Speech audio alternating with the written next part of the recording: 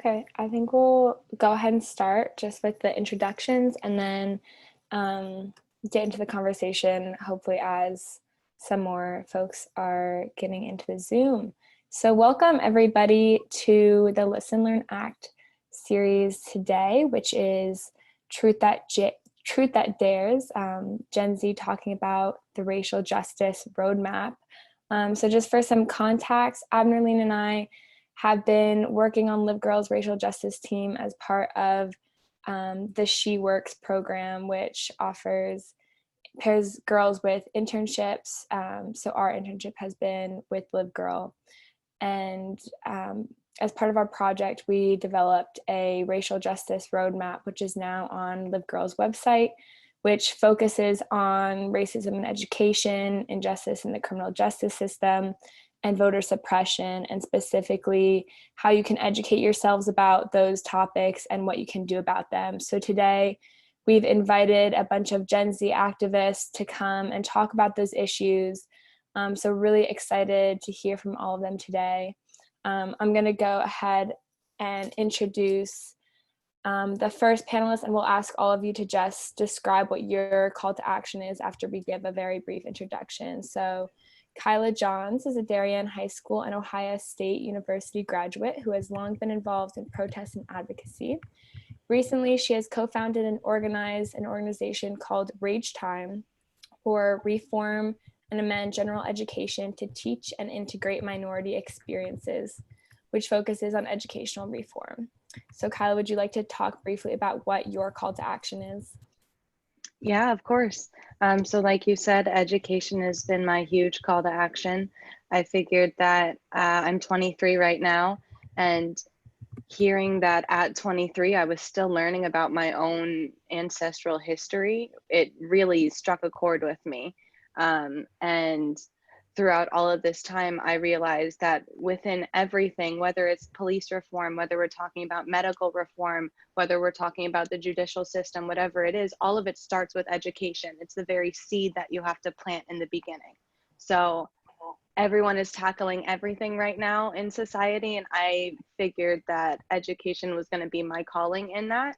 And so we focus on everything. Like we said, it's reform and amend general education to teach and integrate minority experiences. Now, I wanted it to bring further than just the Black voice. We want to center the Black voice 100%, but that goes for LGBTQIA, that goes for female history, that goes for immigrant and indigenous history and disabled history. We really want to be able to speak up for any type of quote unquote minority that there is out there that we haven't yet learned their history, and then take it further than just in your history class, in your art classes, in your music classes, and take it to young children as well. There is never a child who's too young to learn about race. There just isn't, because you're born in that race. So I think you need to start the conversation very young at the elementary level, because you teach a child a humanity for people, and then that just, it puts them in a perspective where a lot of the things that are going on in society right now, they can learn from that and learn that, well, that's not okay, because I know that history of the people, I know that humanity of those people. So that's been my really big call to action, and I'm hoping that Rage Time will be able to help us follow through on all of that, starting in Darien and then going throughout the entirety of Fairfield County. Awesome. That's a really exciting mission. I'll pass it over to Abner Lee to introduce the next two panelists. Hey everyone, my name is Abner Lee Massana. I am a rising senior at J.M. Wright Technical High School in Stanford, and today I have the pleasure of being here with Kate and just talking about some of these issues that we are all generally passionate about. And up first we have Nazir Assisi. She's an upcoming Northeastern first year student, and she has passion about issues such as the school to prison pipeline and environmental racism, as well as she participates in protests and town halls and a panel organizer, and she's done a lot of amazing things. And I just want to ask you, like, what is your call to action?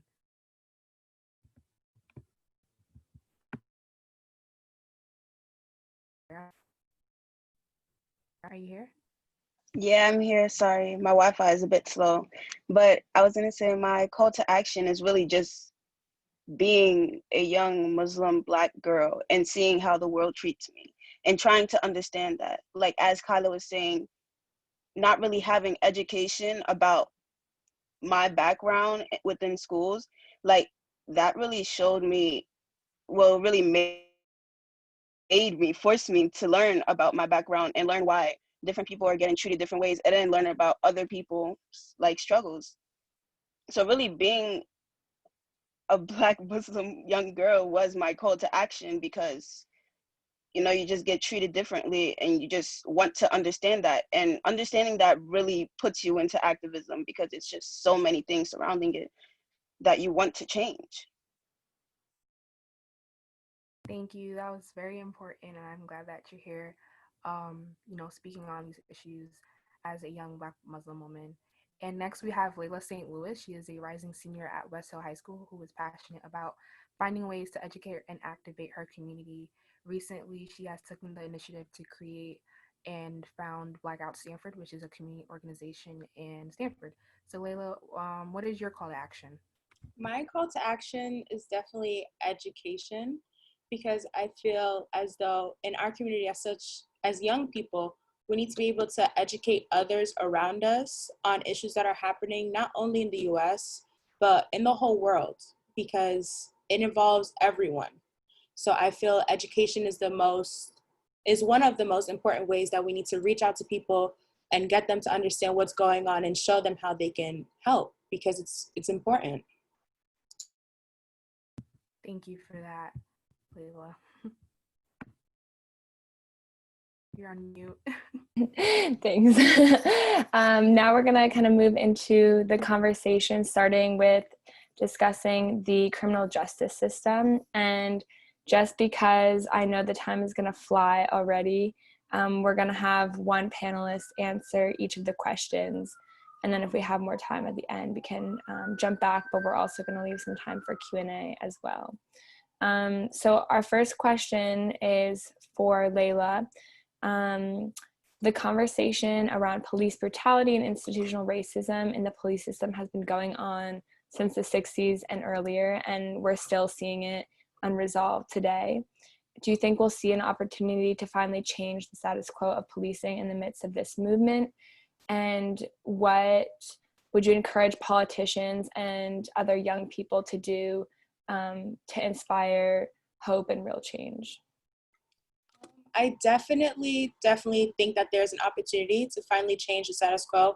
And that's definitely right now, because everyone is struck up. Everybody wants change. Everybody's tired of what's happening. And I feel like right now is most important, where people need to keep going at it, keep educating, keep showing people that what's happening right now is not okay and that it needs to change. And what gives me hope and what would encourage politicians to do is to just be open to hearing, be open to being educated, and being open to going out there and assisting the fight, because we cannot do this alone. We need everyone involved. So. Absolutely.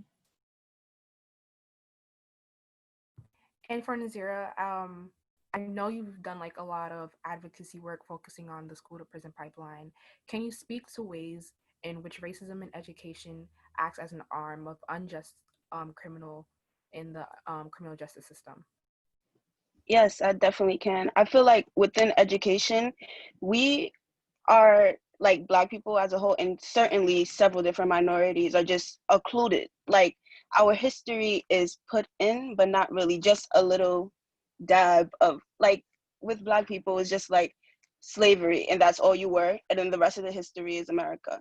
This teaches people stereotypes and teaches them that we were just slaves, and then we became all of these negative things just from slavery, rather than being civilizations and having societies and actually working and doing things where we were from at first. And these biases have very real effects, even within other things that are not education. Like, we watch TV, and most roles that Black people are in are just as very roles with very negative connotations. These are pushing stereotypes. Yeah, thank you. Yeah, definitely. For Kyla, there's been a lot of conversation going on about kind of transferring our justice system from a transitional justice system to transformational justice. How do you think that would impact the local community in Connecticut and really like take a lot or change a lot of the systemic racism in the prison system and the criminal justice system as a whole? Oh, wow, that's a big one. I honestly, I don't know how much it would affect the community, but one thing I do want to say is that I hope and I pray if anybody does hear this that does have any power, that they do listen to the community. One thing I've been seeing throughout everything I've been doing, whether it's protesting, talking to politicians, being in the face of the mayor, whatever it has been, is that their ears are not open and that they don't want to listen to the community. And you cannot be for a community unless you listen to that community. So my biggest thing in all of this would be to have a lot of people, instead of trying to come at people with answers, sit back for just a second and listen to what the people who you say that you are for are trying to fight for. I think a lot of the times voices get lost because there's so much noise, and especially with what's going on right now in the past couple months, there has been so much noise and a lot of people have gotten lost in that noise. So I think it is time now for us to lift people rather than to degrade them over and over and over again, because society already does that for us. I think we need to step back and take the people that are pillars of the community and lift their voices up and lift them up. And that will continue to trickle down into every single avenue that there is. Yeah, absolutely. So now we're going to kind of transition into focusing on systemic racism in the education system and all the different forms it takes. So, Kyla, this question is also for you, given your work with Rage Time. Could you speak to the harmful effects that miseducation and incomplete education and the whitewashing of history have on Black, Indigenous, people of color, whether that be in history classes or lack of representation in English classes, whatever it is? All of it, yeah. I would love to speak on that. I'm gonna try to keep myself short because I could go on this forever. Go for it. The lack of representation. If you take a little Black girl as a student going through Darien High School, where I was one of very minimal number of people of color, and we weren't taught our history, like we were saying before, when you dwindle down a history of an entire people down to just enslavement, because we don't want to call ourselves slaves anymore, because even that in itself, take that point itself, just calling us slaves, that dwindles down a person to a being, to a thing. And no longer are you a human being, now you're a thing. So like changing that word in itself, just saying we were enslaved, because that's a people that were put into a position, not a degraded down thing that was owned by somebody. So I mean, the misrepresentation, it goes in English classes. And that's one of the really big things we want to push for in Rage Time is, even if we're introducing one book, 2 books, 3 books by people of color, even if the conversation in the book is not about race, you're still getting a perspective from somebody who is different than you. And that in itself can change an entire outlook of how you look at a people. Then you go on to the misrepresentation in obviously the history classes. I mean, we talk about American history. When do we start American history in school? 1492 with Columbus sailing the ocean blue. Yet there was an indigenous culture of people here, rich indigenous culture of people here, and they're dwindled down to Thanksgiving days, and we just put a little bow on it and say they had turkey. Meanwhile, trigger warning, they were raped, beaten, slaughtered, their children stolen from them. You could buy a Native American person for $10 at one point. And none of that is taught in schools. And when you don't teach people that in schools, now not only do I don't know anything about Native history, I don't even attach it to American history. That's now separate, when that is American history. So when you change the narrative and you put something and take something else away from it, you are changing the entire outlook of every student that goes through your entire education system. Then we talk about the fact that like the textbooks that we use in all schools, they're all made in Texas, which means that that one place is now controlling the narrative of everything that is taught around the whole country. So it really does, the narrative that you put in front of students when they're children, that's what they're taking in. They're sponges as kids. You soak up every piece of knowledge that you possibly can. And if the knowledge that you are given is just bits and pieces of it to be completely whitewashed, to be something that doesn't fit who you are as a person, it just continues that society cycle of you are lesser than because you don't fit into this standard of something. So I mean, I could go on and on and on, but it really does. It goes into every single piece of education. It goes into every single system. Once you get out of the education system, you go into the medical field. I'm just now learning about the numbers of how many people of color, BIPOC people, are at risk when they go to doctors that aren't bio-PC. Like, that in itself is ridiculous. And it's all because of medical things that are taught over and over and over again. And then it's internalized. And you don't even know that it's internalized, that you're taking a Black woman as one of your patients, but internally you've been taught that her skin is thicker because we were tested on so that we could have gynecological tools now. And we didn't have any anesthesia because we were thought that our skin was thicker and we didn't feel pain. But that's stuff that's still taught in the medical system today. So changing what you teach people changes the entire narrative of what they can then put into the world. That was amazing. I'm over just like, yes, yes, yes. Like, that was awesome. Thank you for that. And Laila, I have a question for you. There's studies that have shown that predominantly white schools get more funding than obviously their diverse counterparts. And part of this is due to the fact that public schools are largely funded with property taxes, which usually produce less revenue in diverse school districts as a result of redlining and systematic racism in housing. So as a high school student and a student that has went to 2 schools in the last 2 years, have you seen this funding gap? Has it been visible to you in school? And what should we do about it as well? I have definitely seen the funding gap in the high schools that I've gone to, because for Right Tech is very clean. Right Tech is brand new, pristine. We used to take care of that school. We still take care of that school.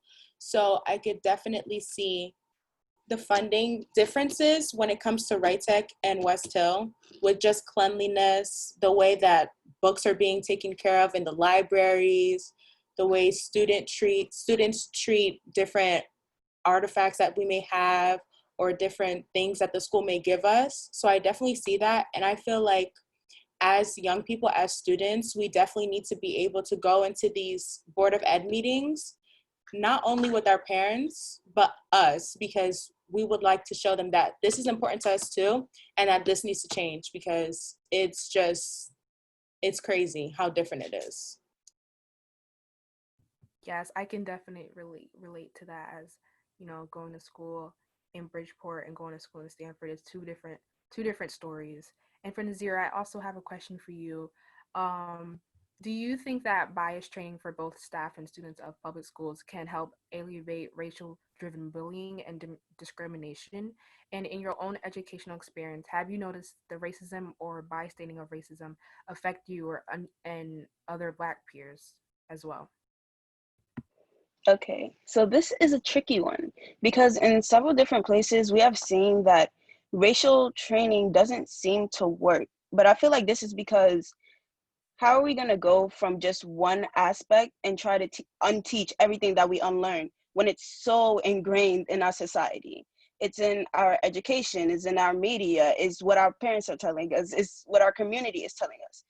And then like one class is going to change that? I don't think so. We have to start from the teachers always checking themselves, always checking the education, like what Kyla was saying before.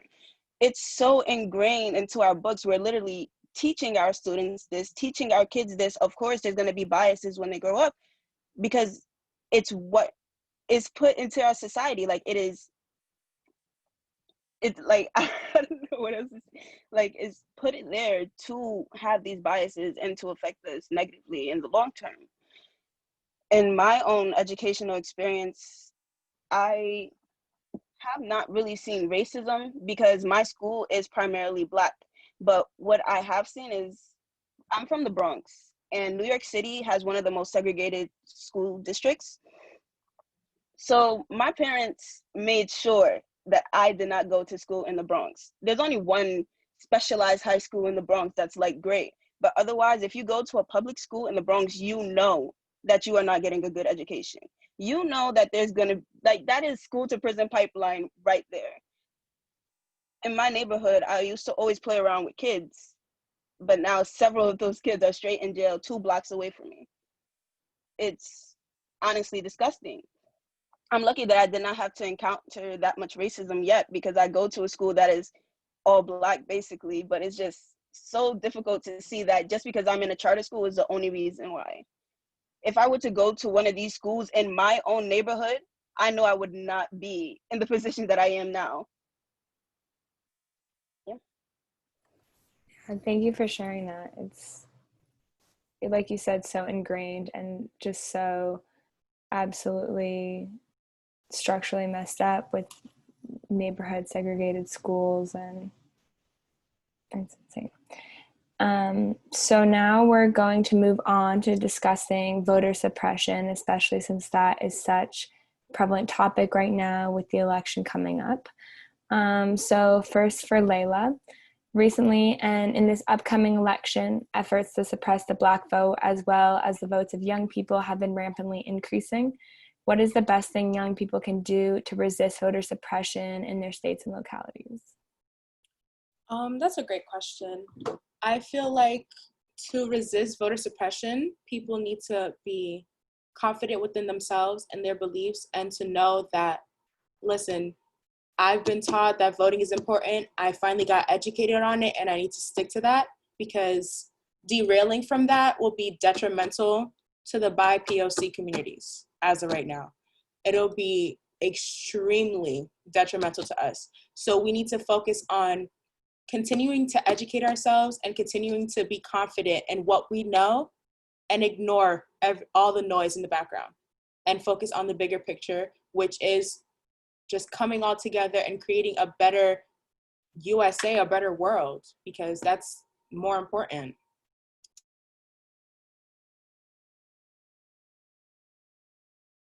I definitely agree, Lila. I think it's very important that as people of color, we need to stand by each other and really help the community really get educated about voting and how to vote. And for Nazira, there's many times that folks, they respond to protests or social media posts by saying, why don't you go vote? And when the voter suppression of Black folks are so rampant, do you see this as hypocritical? And how should people resonate instead?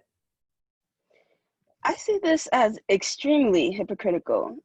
First off, I want to say, if the protests and the riots bother you more than Black people getting killed for hundreds of years, you need to check your own biases and understand that there's deeper meaning behind these. And most of the riots are actually started from the police, who people think are protecting them. Okay, so starting off with the voter suppression, the last election, we noticed that Hillary actually won the popular vote. So the people have been out here voting, although voter suppression is extremely rampant within our communities. The thing is, our government, it's so ingrained, and I'm going to continue to say this because this is a structural, a systematic thing. It is so ingrained within our community that us voting, although it's going to help like small things pass, why would they allow their whole system to be changed by us just voting? The civil rights movement was not just created by voting. It was civil disobedience. And of course, people are going to hate protests and riots now, just how people hate sit-ins and protests then. We need to change things in different ways, because obviously voting has not been working. And I'm not saying to not go out and vote. Of course we should, oh my God, sorry. Of course we should go out and vote. But it's just like, you have to realize that voting is obviously not going to change everything. Different methods have changed things way faster than voting. And even with our protests now, we see the hegemony, how the government responds to us rather than changing. Rather than arresting 4 cops for Breonna Taylor, They rather arrest hundreds of people protesting and allow their police to go and shoot these people and harm these people, their own citizens. You have to understand that the protests and riots are in response to the decades of harm done to the Black community. If you honestly think that the protests and riots are worse than what happened before, I don't know what to say to you. You summed that up so well. I'm like stopping for all of that. So now moving on to a similar topic, or a question of a similar topic, but kind of moving into our discussion of youth activism as a whole. Kyla, often our age bracket is seen as the most apathetic towards politics due to lower voting rates. Do you think this is an accurate assessment, or do you think they're just not using the right metrics to assess how involved in politics we are? I would not say that we're not involved in politics. In fact, we've got AOC out there right now, and she's taken the entire politic storm, like by storm. Like, she's out there doing the Lord's work. So I would disagree in saying that we're not involved in politics. I would say that we're involved in different ways. Like, just like we were just speaking about, protesting is still politics. Being out in those streets, that is still being a part of politics, because you're influencing things that are happening in the entirety of the Capitol. Like, we've already had change seen with all of these protests that we've done. We're already seeing things happen. So by saying that we're not involved, no, but I think Gen Z is the generation who's changing things. That's what we're doing. So we're not falling into the same ways as to what the generation before us did and the ways that they changed things. But to be real, how much has changed? We're finally sitting down and saying, no, we're not going to keep asking. We're not going to keep asking for a place at the table. We've been asking for 400 years for a place at this table. We're not asking anymore. We're making our own table. That's what we're doing now. We're going to build our own table. We'll invite the people that we want there, and then we'll make our own society, and we'll make our own change from there. But I think we're in politics in the ways we need to be in politics. But right now, the political game, it's a game for the generation before us, honestly. All of the old ideals, all of the old ways of thinking, that they'd all rest with the people that are in the generation before us. But the generation that's now, Gen Z, the ones that are sitting there saying we're making our own table, we're taking politics and we're making it our own. So I think we're involved. I think we're involved in the ways we need to be. And I think we'll see how the political game goes, but I think we're gonna at least be changing things that haven't been changed for the past 400 years. Because I don't know about y'all, but I am tired of asking. Girl, I'm tired too. I 100% agree. I feel like Gen Z is definitely the generation to just go out and take it. And even though we can't make our own doctor's appointments, we'll definitely go out and protest and do what we got to do. So my question for you, Nazira, is what are the benefits of social media in organizing and activating youth? And also, what are the drawbacks of that? Yes, of course. Social media, I feel like, gives a lot of outreach because, again, the media is I'm talking about news, is also very biased and doesn't really show everything that's happening in the world. So that when we find that out on social media, different things like what happened in Yemen or what's happening to the Uyghurs, it's just like, how is this not being covered? It's just so very centered to please their audience rather than to give actual news and be unbiased within their news. That is just not even really news anymore. It seems like entertainment now. So I feel like social media really, really helps people see what's going on in the world and how different things are just being hidden from us and censored from us. And also how we see the protests. The news was showing the protests as riots that just started as Black Lives Matter people just trying to beat up the cops, and I don't know. But social media, we see the other side where the cops are actually beating up the protesters and starting these and not even allowing them to go into stores to get milk from tear gas. It's just, social media definitely helps a lot. And I feel like some people may say like a drawback to social media is fake activism and things like that. But I feel like even within fake activism, at least there's still more outreach giving out. Even if the person behind the screen doesn't believe in it, like they're still showing other people that they do. And I feel like it reaches other people still, even if the person behind the screen doesn't believe in it. It's still activism, and it's still allowing people to learn about things that they wouldn't have learned from local media or national media. Yeah, absolutely. On a similar note for Laila, how do you motivate your peers to care about something past the time it's trending? Because I think like a few weeks ago, we saw a big explosion on social media with like Blackout Tuesday and all of that. And a lot of people who weren't necessarily vocal before were posting. So how do you keep those people engaged when social media and like pop culture isn't necessarily telling them that's what they should be doing? I definitely use social media. Social media is a big part in this, like Nazira said, because it shows all the different aspects. And I definitely keep posting everything that's going on, whether people are annoyed by it, whether they don't care about it, I'll still post it. I'll still keep everyone around me informed, and definitely striking conversation with people, because it's important for everybody to know what's going on. And I was shocked to find out that people didn't even know about the explosion. Like the media didn't cover it, but I definitely think social media is definitely the place to share all of these things, because the media isn't going to.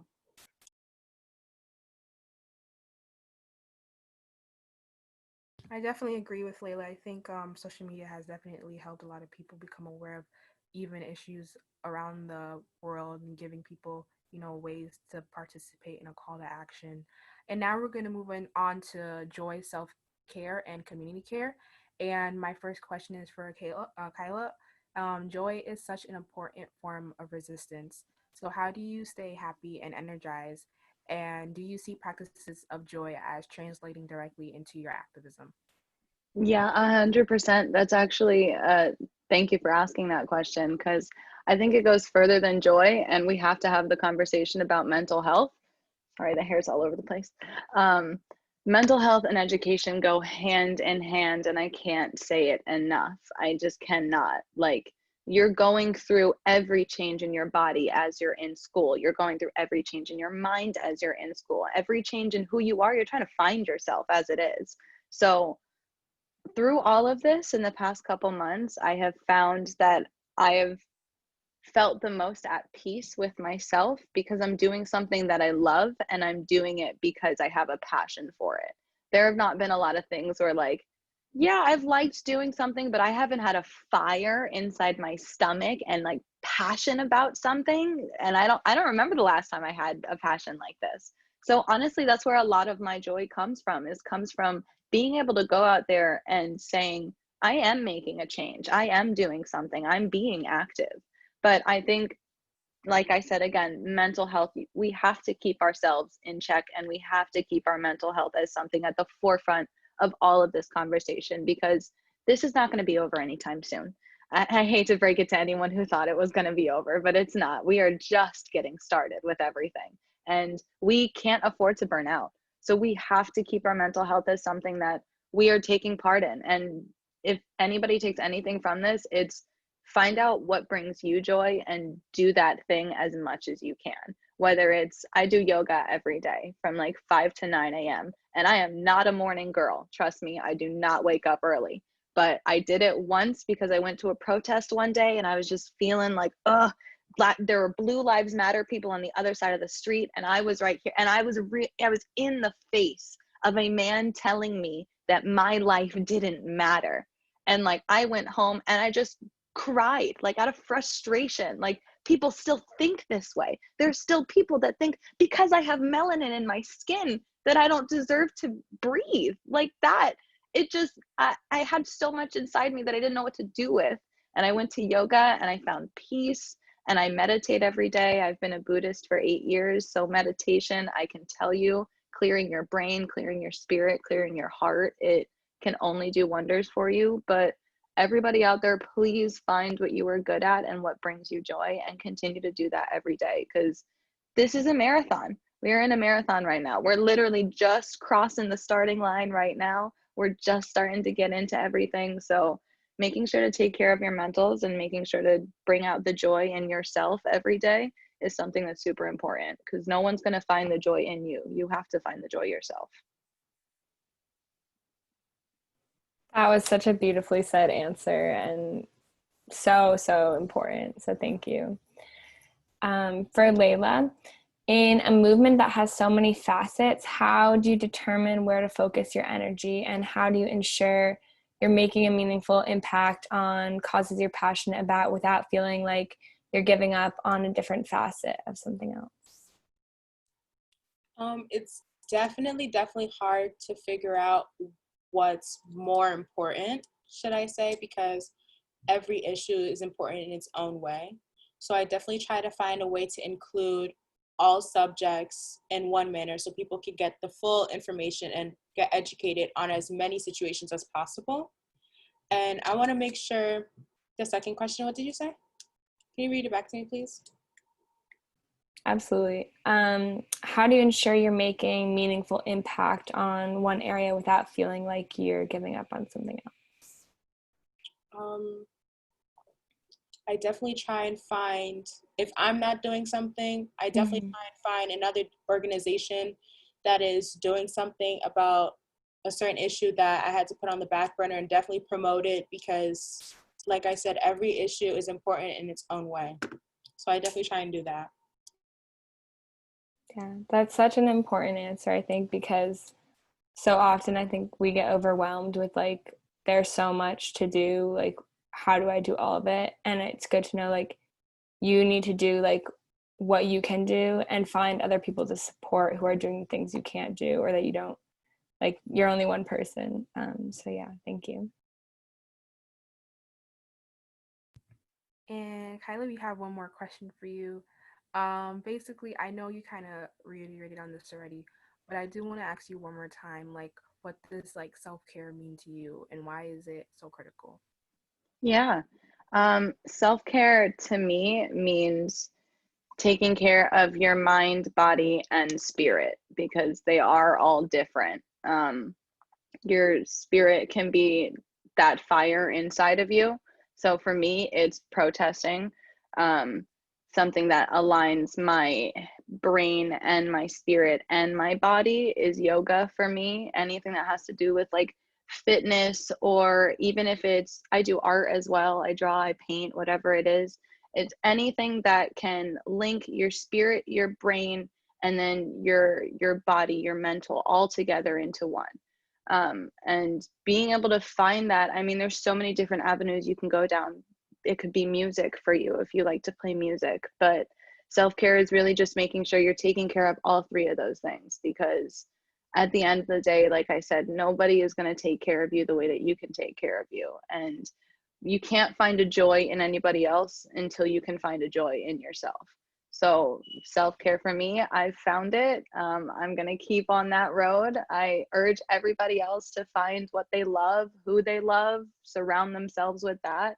But it really does go hand in hand with everything we're talking about. I mean, you can't continue to fight the fight that we're fighting unless you know who you are, and unless you know how you're going to continue to fuel yourself to fight those battles. So yeah, I think self-care is one of the big fuels that you put into your fire, because your fire could be lit, but you have to continue to light that fire every day. Fires go out. That's just how they go, you know? So that self-care is consistently putting fuel on that fire, doing it over and over and over again until that thing is exploding. And now we're really working with something. So there you go. I love the fire analogy. I'm gonna think of it like that from now on. It works. It does. For Nazira, building on the concept of self-care, we also know that community care is super crucial, particularly now. You know, if your friend can't light their fire, like, you light it for them. So what does community care look like for you, and how do you lift others up, and how would you encourage like your peers and other youth to do so? Yeah. So I feel like community care is being able to respect everybody, even if you don't identify with their struggles. So with me, my parents don't really care much about Black Lives Matter, although they're African. They feel like it's two different things. They feel like, oh, Black people, why are you saying that only your lives matter? Forgetting that they themselves are Black. But it's just very stressful to live in a household where you hear these critiques all the time and then not really have space to be yourself. So within new groups, because I'm going to be a freshman at a university this year. So within the Black group chat, like everybody like is supporting each other when they go to protest. They're like, oh, if you're going to this protest, this, and this, make sure to prepare. Oh, did you just come back from that protest? Like, just make sure to watch out for other people because you never know what they're going through. And also we see what happened with Toyin, where she would be protesting every day for these Black people who are dying just to be killed by a Black man a month later. And we see that the community came together right after that to show love and allow her to rest in peace. But it's just like in the time of need, especially with Black women and BIPOC women, I don't know if that's how you say it, sorry. Yeah, it's just I feel like we're the most unseen because we have the most just struggles all like charted up and just put onto us. And while we're Black, we also have to see that we're a woman and see that some people are just fighting for one section of us, but then still not caring about the other section of us. It's like you have to respect everybody even if you don't identify with them. Like I seen this thing, it was like the crazy part is if Black men were to all be liberated and not have these issues, Black women will still be in the same place. Because it's just a very patriarchal society and it's just disgusting. So you have to understand how to respect other people even if you don't identify with them. I definitely agree with what you just said. And the intersectionality of being a woman and being Black is so important. And I think it's something that people obviously need to realize more and see and, pay attention to that. So to wrap up, before we have our Q&A session, I want to ask each of the panelists on the line, what is one question you think politicians and leaders in the communities should be asking, and how would you respond? So, Lily, you can go first. I definitely feel one question politicians and leaders should be asking their community is, how do we better the community? What areas do we feel they need to tap into and make laws or help fix? Because they're not really, if we're going to be honest, they're not really listening to us. I feel like most politicians have their own hidden agendas and their own goals that they want to complete just by getting that title. So I feel like that's one thing that they should be asking.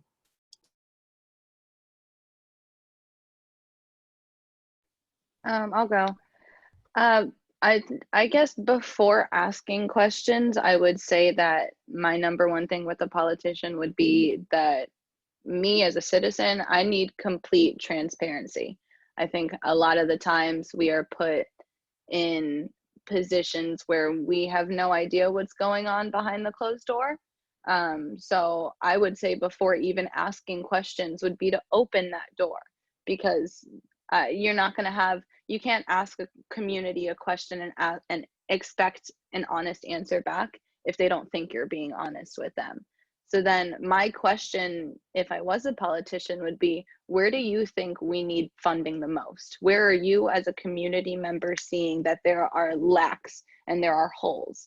Because right now, a lot of the budgets and things that are up in the air with money, they either are publicized or they are hidden. And I think a lot of the things that are hidden, going into the police budget for once. I mean, we all say defund the police, but once we defund the police, where is that money going? So I think one of the hugest questions would be, where would you as a community member like to see that funding go? And my answer would be education, always. I think it always goes to education first. I'll continue to say it until I'm no longer here. It should always go to education, because that is the forefront of everything we're talking about. And then after education, it should be going into the community itself, whether that's building up the basketball courts again, something as small as that, that gets kids off the streets, that gets kids out of the gangs, that gets them out of doing drugs, do things that builds the community up, rather than continuing to put them in this constant cycle that they're in already. Yes, I agree with what both of you just said. I feel like politicians need to ask a lot of questions. Like, first, I like, from what Laila was saying, like, does my community feel represented? And if not, where am I having a pitfall, and where do I need to like listen to my community and then show that I'm listening? And then also,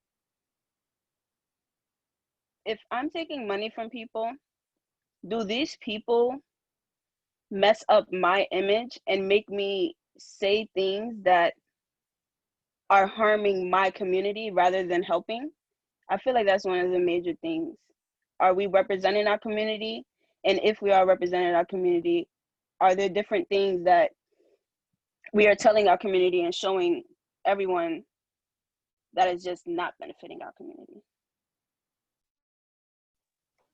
Thank you so much for all those answers. Those were all really great. We are going to move on to Q&A. So if you have a Q&A, if you have a question, then you can type it in the Q&A box. And if you can't figure that out, then feel free to just type in the chat.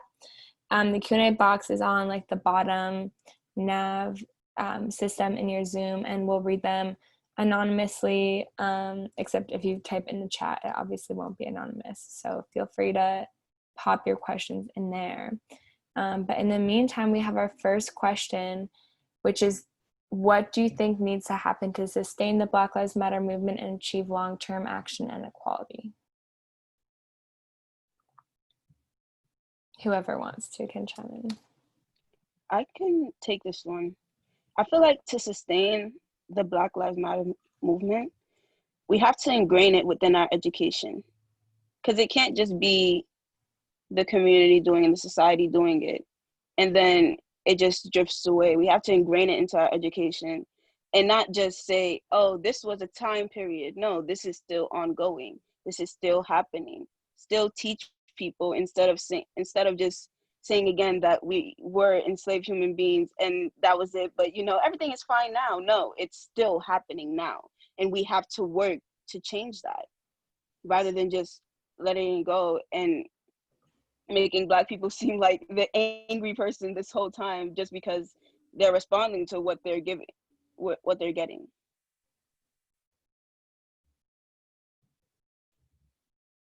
For sure. Yeah, to go off of that as well, I mean, the way to sustain it is, unfortunately, this is a game of chess, and we do have to play the game of chess that everybody else is playing. So I think one of the big things is getting people who we support into political offices. And that's further than who you want the president to be. That's, if you have problems with the police force, that's the district attorney. You have to be getting someone who is going to try these police for murder, who is going to align with your ideals, who's going to align with the BLM ideals. So I think it's getting representation as a whole, getting more bi-POC teachers into schools. I mean, that in itself, that's representation. When you go into a school and not only are you one of the only Black kids, you then don't have any bi-POC representation in your teacher system. Like, that just continues this narrative of you're supposed to be in one spot and you're not supposed to be anywhere else.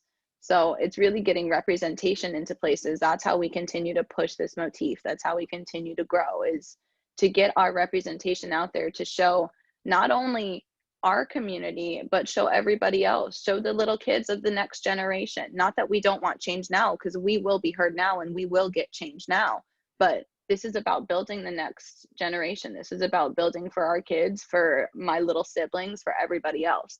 So I think the number one thing to sustain it would be representation. I definitely agree with you.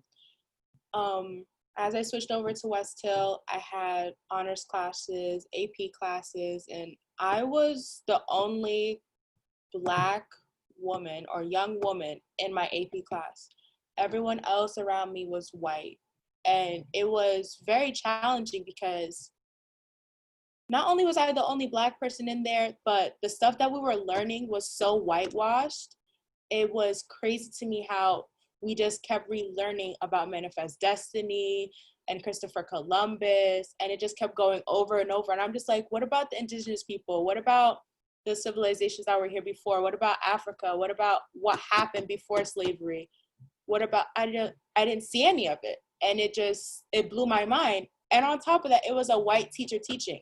The only reason why I feel like I felt some sort of representation in my school is because I had my first Black teacher at West Hill this year.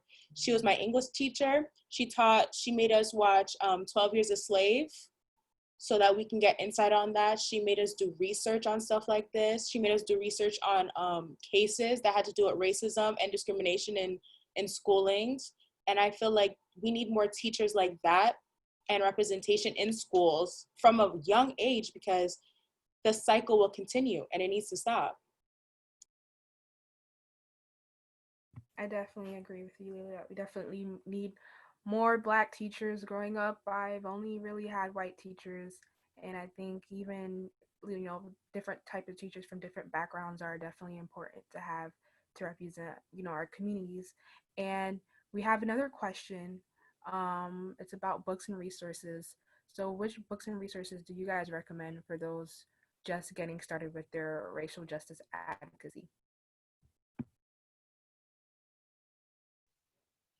So I don't really read books that much. So for me, it's like I'll give some books too. Like my favorite movie actually is The Hate You Give, but I also read the book, and it's just like it's fictional, but it's also very realistic.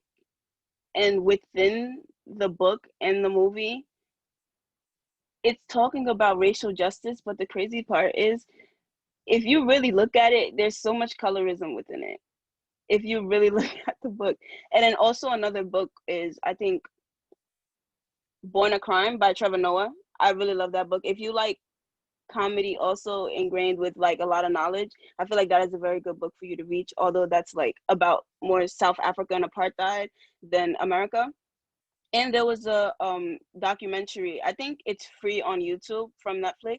It was made by Ava DuVernay, and it's about how Black people are seen as criminals and all these negative connotations, and just also how that happened and using the Southern strategy to create this and the war on crime and different things like that. So those are a few resources that I've read into. I definitely agree with Nazir. I don't really read like that, but The Hate You Give is actually a great resource. And also, I was gonna say the 13th, yeah, Avi. At Right Tech in my debate club, we actually watched it, and I feel like that's something that people need to see.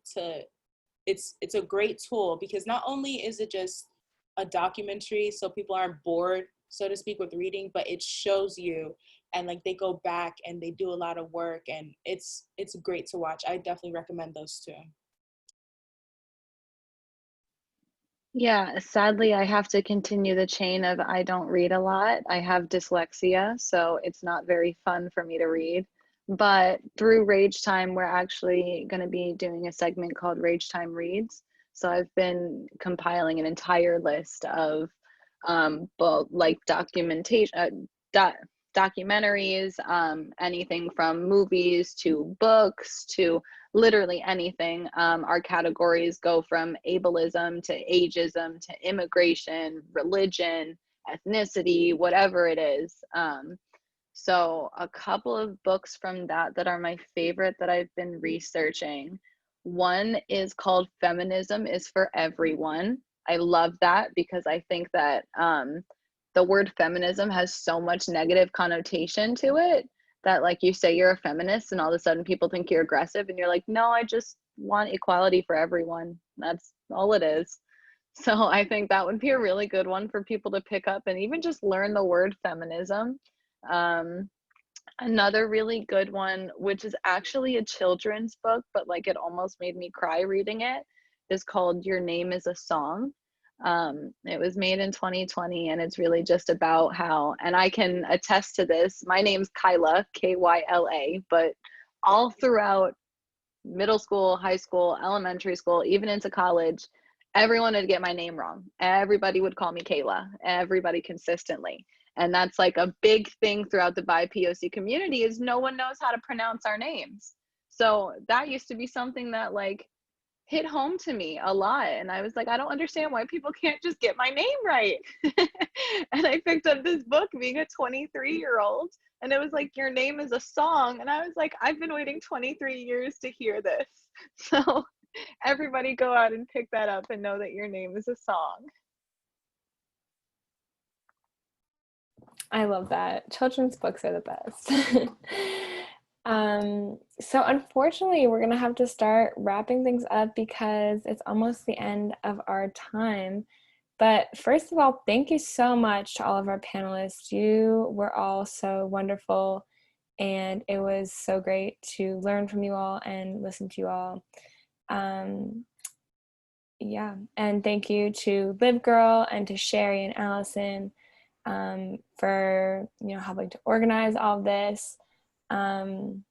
Definitely encourage you all to check out the other Listen, Learn, Act recordings on our website and the roadmap. You can go learn from other resources we have on there, check out our action items that we have on there. Yeah. And I would also encourage you guys, any high schoolers out there that are watching, to definitely join Live Girls League this fall. It's an amazing program. I can attest that I had a great time, and I even created a organization through the program, and I'm just over here like, everybody that I see, I know this girl, like, you need to join this program because it's amazing, and I definitely recommend it. I'll make sure that, if you guys have my email, I definitely send you a link to apply for it. And I hope you guys can all come to our next series on September 2nd. And it's going to be a great time. And I hope to see you guys there. Thank you guys for coming. Thank you for having me. This was fun. I enjoyed it. Thank you so much, really guys. Thank you. Yeah, putting this together. Thank you. And like, I know we have to go soon, but is there anything us as organizers can do on our side to help the Live Girl agenda, to help you guys, because you've done this and put up this platform in front of us? I mean, definitely if you want to like post links to the roadmap or any of the resources that we have, that'd be great. We can send those in like an email after if that's helpful. Yeah, please. Awesome. Thank you. Thank you all for coming. Mm-hmm. You guys are amazing. I'm over here just like, And I wanted to write down so many like quotes from what you were all saying. alrighty. Thank you guys for coming. Thank you. Thank you. Bye. Oh,